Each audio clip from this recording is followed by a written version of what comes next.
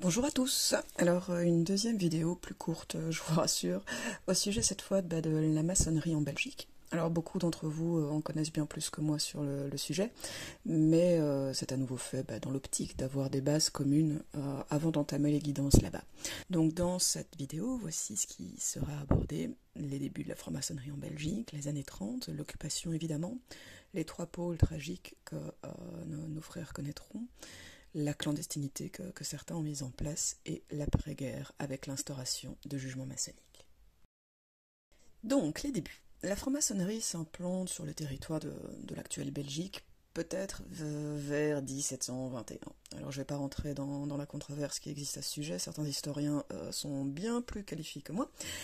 Mais voilà, au XVIIIe, il faut savoir que le territoire est constitué de 4 États.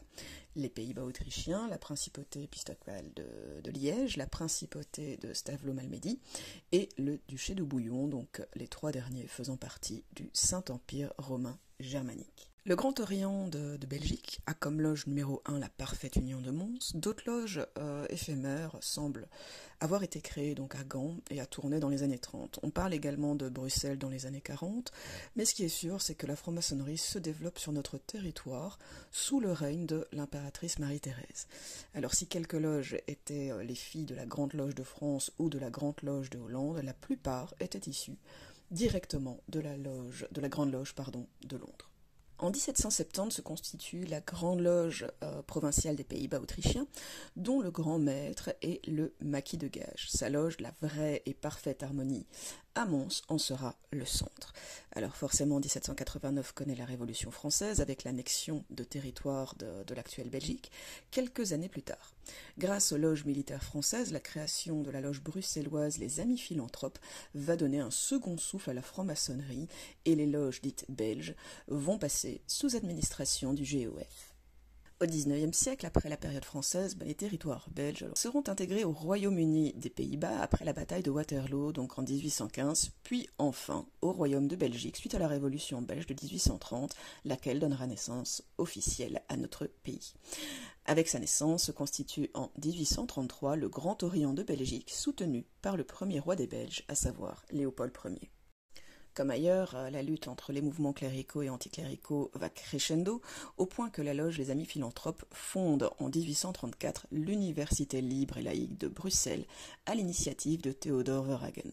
C'est d'ailleurs lui qui, en 1850, dépose sur la table du Grand Orient une proposition d'abrogation de l'article 135 des statuts du Grand Orient, qui en fait interdisait les discussions de religion et de politique lors des tenues, ce qu'il obtiendra 2 ans plus tard. Alors cette décision fera l'effet évidemment d'une bombe, vous vous en doutez. De nombreux maçons quitteront la franc-maçonnerie, des loges se mettront carrément en sommeil et d'autres se mettront sous l'autorité exclusive du Suprême Conseil de Belgique qui rompt ses relations avec le GOB.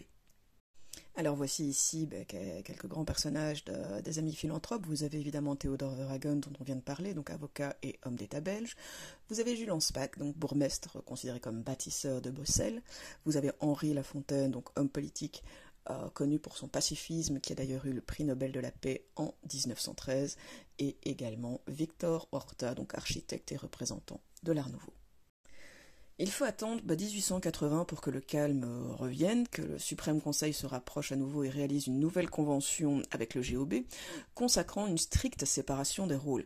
Donc on aura les loges symboliques d'un côté, donc les 3 premiers grades au GO, et les grades de perfection du 4e au 33 au Suprême Conseil. Peu de temps après, une nouvelle obédience voit le jour en Belgique sous l'impulsion de Maria de Rem que vous avez ici en photo. C'est-à-dire le droit humain, et ça marquera évidemment le siècle suivant. Le XXe siècle donc, marqué par l'arrivée des femmes en grand nombre, mais aussi par la structuration de la franc-maçonnerie internationale. Pendant la Première Guerre mondiale, la Belgique est presque entièrement occupée et les loges, sans surprise, suspendent leurs travaux. Durant l'entre-deux-guerres, les loges reprennent force, mais se font de nouveaux ennemis. Évidemment, la mouvance fasciste qui a le vent en poupe avec le refus de la libre pensée qui l'accompagne. Les années 30, donc, après l'accalmie suite à la Première Guerre mondiale, le climat délétère reprend, en parallèle avec la montée du fascisme, comme je viens de le dire. La Belgique suit dans ces années la même courbe que d'autres pays, préférant le fascisme à la peur du communisme. Alors, Paul Oerks, en Belgique, se fait spécialiste à travers plusieurs livres, dont, vous les avez ici, Les cagoulards démasqués et Les précurseurs du communisme, la franc-maçonnerie peinte par elle-même. Dans ces livres, il y révèle notamment des listes de francs-maçons belges avec leur adresse privée, leur emploi, etc.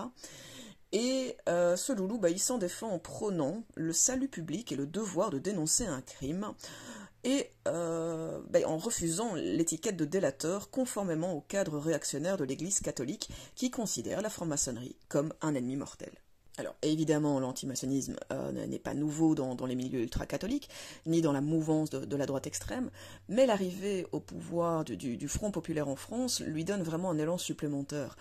Ce courant se retrouve parmi les tenants du nationalisme belge classique, dans des milieux proches du rexisme et dans certains pans du monde catholique. À côté de Paul Oerks, on peut également citer le publiciste Léon Flamand, qui signe ses pamphlets antimaçonniques sous un nom d'emprunt. Travaillant en collaboration étroite, en fait, ils sont rejoints par un troisième homme qui s'appelle Charles Gillis de Saartilman, qui alimente carrément la campagne de presse antimaçonnique de la Libre Belgique. Alors, vous voyez ici la publication dont il était question. En fait, elle fait en 1938 un article en publiant une liste de 500 noms de francs-maçons avec leur adresse, parce que accusés, d'après elle, de préparer une dictature.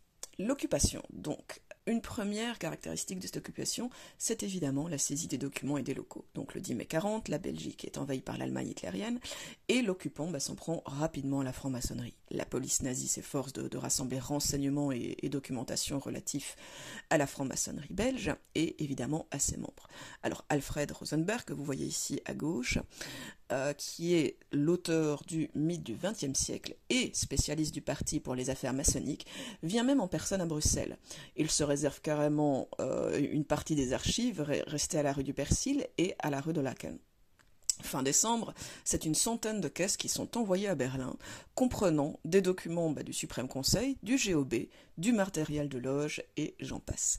La Gestapo prend possession du bâtiment rue de Laken, et l'agence de Chêne, donc qui travaille pour l'occupant, met la main sur celui du Persil.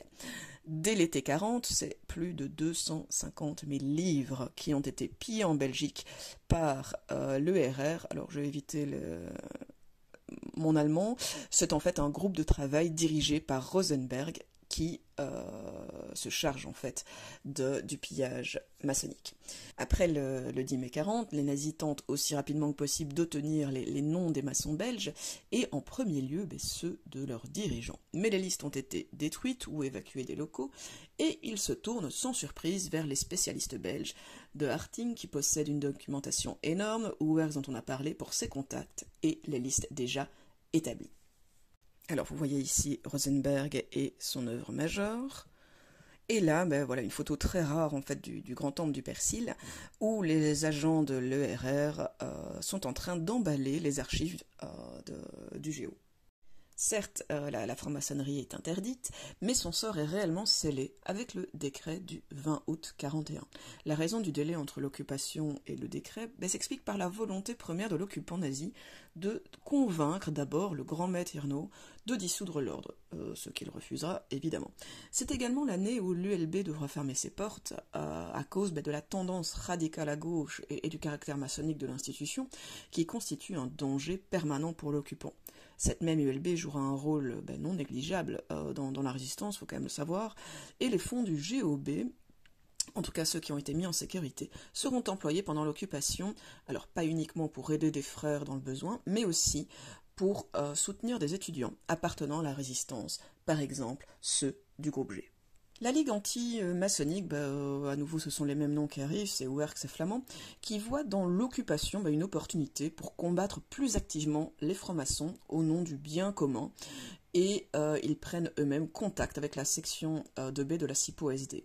Alors cherchant des appuis dans le mouvement rexiste et dans leur réseau d'amitié politique, ils posent les bases de la Ligue anti-maçonnique belge, appelée l'épuration de Bezem, dont les statuts sont publiés en décembre 40. Ils seront soutenus notamment par de Harting et le baron Simonis, sans parler, évidemment, vous vous en doutez, de l'appui financier de la SS. La Ligue se dote de 2 mensuels, le Rempart et du Burt, donc lancés en 41, dont vous avez la une ici. Parallèlement à ces périodiques, la Ligue met sur pied une exposition anti-maçonnique qui fait des curieux. Dès le premier week-end d'ouverture, donc en janvier 41, dans l'Alleco du Géo rue de Laken, les heures d'ouverture doivent carrément être élargies. Après Bruxelles, l'exposition devient itinérante et sera accueillie notamment à Anvers, Gand, Liège, Charleroi et Mons, il me semble. Il sera question de plus de 100 000 visiteurs. Cependant, la Ligue anti-maçonnique peine à s'étendre et accumule un peu les déconvenus. Voulant affirmer sa spécificité apolitique, elle se brouille avec Rex, sans parler des querelles internes en fait à la direction. Le sommet de la crise est atteint lorsqu'on découvre que les bénéfices engendrés par cette fameuse exposition ont été versés sur les comptes privés de Monsieur Flamand. La fin est sonnée en 1943 lorsque la CIPO-SD coupe les subventions.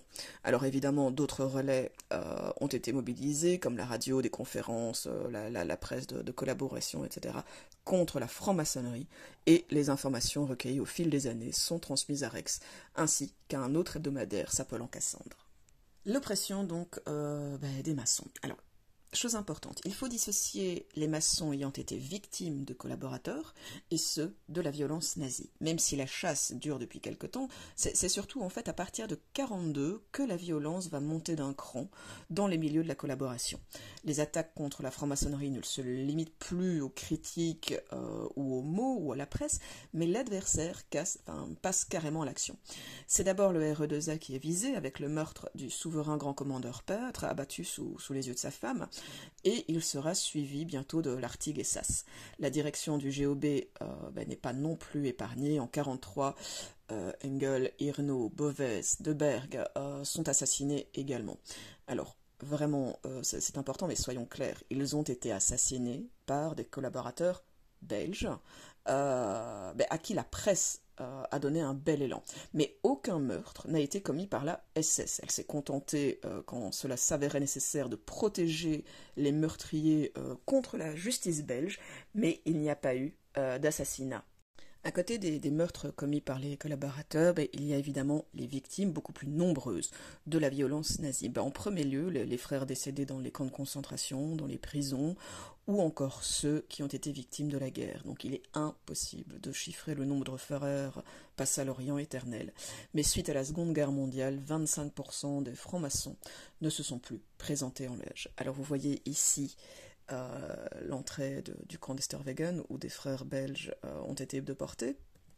Et ici, vous avez l'entrée du Struthof où il y a plus de 1000, je pense, frères déportés, et également Puckenwald où nous allons nous rendre. Ici, vous avez quelques plaques commémoratives de frères ayant été victimes sous l'occupation, et celle de Janson que vous voyez là se trouve d'ailleurs à Buchenwald, nous irons la voir. Alors face à cette oppression, malgré tout, une vie maçonnique belge demeure. Certains la feront en Belgique, on a notamment trouvé des travaux sur ce que deviendrait la franc-maçonnerie à la Libération. Certains la feront en exil, à Londres ou à New York avec la loge Albert de Belgique ou la loge Belgique-Luxembourg. Et certains dans le camp de concentration d'Esterwegen avec la fameuse loge Liberté Chérie, ou dans le camp de prisonniers de guerre de Prenzlau, donc avec la loge qui s'appelle l'Obstiné. Deux loges qui seront reconnues par le GOB à la Libération. Alors vous avez ici le camp d'Esterwegen dessiné avec cette fameuse sculpture en hommage à Liberté Chérie. Vous avez Jean Ray, qui appartenait au GOB, qui a créé la loge L'Obstiné. Vous avez à côté le groupe G, dont on a parlé tout à l'heure, qui a été financé en partie par le GOB. Au-dessus, vous avez un document de la loge Les Frères Captifs d'Allah, qui dépendait de Dachau, et ensuite vous avez simplement une image de New York. Nous arrivons enfin au jugement. Alors, le but des jugements maçonniques d'après-guerre était de s'assurer, surtout par des enquêtes, du comportement irréprochable des frères pendant l'occupation. Dès 1942, des frères des amis philanthropes numéro 2 rédigent les bases des mises en accusation. Il s'agit de juger des frères dont le comportement aurait été entaché par des faits commis dans le monde profane qui sont de nature à blesser l'honneur, la probité et même la délicatesse. Donc c'est extrait de leur texte, hein, je n'ai pas appris ça par cœur. Ces notes sont articulées en 4 points. Alors tout d'abord la nécessité d'une sanction sévère et rapide, les préventions, les peines et enfin la procédure. Les frères à l'origine du document partent du constat que la guerre a entraîné de façon générale une baisse de la moralité qui touche à la fois les classes favorisées de la population et les milieux maçonniques. Alors, contre les entre guillemets mauvais citoyens, l'État prendra les sanctions nécessaires, mais du côté maçonnique, la priorité est de maintenir la réputation irréprochable de l'ordre, de ses objectifs et par extension de ses membres. 2 enquêtes seront finalement entamées dès la libération par le GOB, l'une en 44 et l'autre en 45. Alors la première, qui est très succincte, aborde le comportement des frères, leurs agissements, etc. Et la deuxième, plus détaillée, demande clairement ce que le frère a fait durant l'occupation. Est-ce qu'il a eu une promotion? Est-ce qu'il a publié un écrit? Est-ce qu'il a eu un rapport d'ordre économique ou financier avec l'ennemi? Si il a fait l'objet d'une mesure de rigueur, etc. Alors même si les bases de 42 manquaient clairement de nuances, les archives prouvent que ces jugements ont été teintés de mesures, de calme, de réserve, et donc voilà, il ne s'agissait pas du tout de taper le marteau et d'y aller franchement, quoi. Alors, au niveau des conséquences, certains frères se sont vus suspendus, d'autres exclus, et d'autres acquittés. Un autre cas de figure a été également d'attendre le jugement de l'État, et puis de se positionner d'un point de vue maçonnique. Voilà, c'est terminé, j'espère avoir apporté quelques éclaircissements, et puis on se voit bientôt.